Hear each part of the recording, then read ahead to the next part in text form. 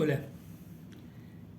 Una de las dinámicas más importantes que encontramos en nuestra parashá, no solamente en la parashá, pero específicamente aparece aquí también, es la dimensión del concepto de recuerdo. En la tradición judía en general, el recordar nos lleva simplemente a no solamente vivir nuestra propia vida como una experiencia personal e individual, sino a conectarnos con nuestro pueblo, pero no solamente con nuestro pueblo en términos generales, sino nuestro pueblo detrás de la telaraña de los tiempos. O sea, es como que se intentara que la experiencia de todo el pueblo de Israel a través de las generaciones generase aprendizajes que nosotros tenemos de alguna manera la posibilidad, ¿no? Somos llamados a aprovechar esos recuerdos para nuestras propias vidas y reflexionar sobre esas cuestiones.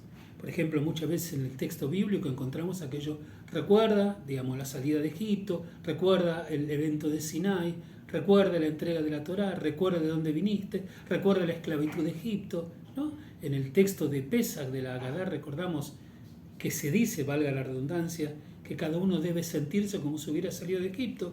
Y por supuesto, en los momentos de dolor, de tristeza, el iskor, recordar, ¿sí? Siempre está presente esto.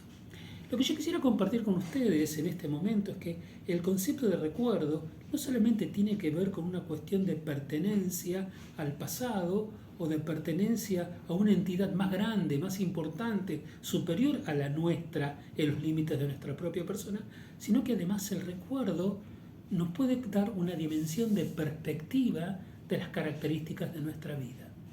Por ejemplo, muchas veces cuando estamos envueltos en un problema, en una dificultad, sentimos a veces enojo con nuestro contexto, con nuestro alrededor, o sentimos enojo inclusive con que la vida nos está haciendo sufrir.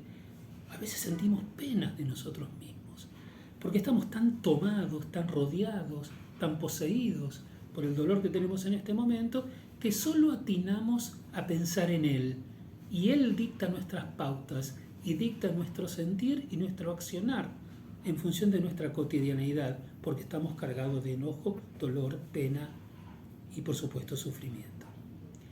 En el texto bíblico en nuestra parashá se dice, tenés que recordar que si bien sufriste, que si bien tuviste dificultades, finalmente hay cosas que pudiste conseguir. Por ejemplo, en el texto bíblico se habla de que si bien estuviste en el desierto y padeciste, que no entraste directamente a la tierra prometida, hubo dificultades con el pueblo, el enojo con Dios, etcétera, etcétera, pero finalmente no quedaste sin calzado, finalmente no quedaste sin ropa, finalmente no comiste manjares, pero tuviste el maná. Y además, ahora hay una generación que son tus hijos que a lo mejor no supieron todo lo que vos aprendiste al salir de Egipto porque nacieron después, pero tenés a tus hijos y el pueblo vuelve a estar. Entonces de pronto te está dando para allá la dimensión de los logros y de las cosas sobre las cuales vos podrías alegrarte más allá del sufrimiento. Y es como un llamado de atención en el que hoy estás padeciendo, pero fíjate las cosas buenas que tenés. No digas, qué bronca mi vida, ¿por qué me pasa lo que me pasa? Toma tu vida en una perspectiva un poco más amplia, simplemente para poder valorar lo que tenés, pero no solamente como un elemento de ocultar el dolor. Nadie está eclipsando el dolor.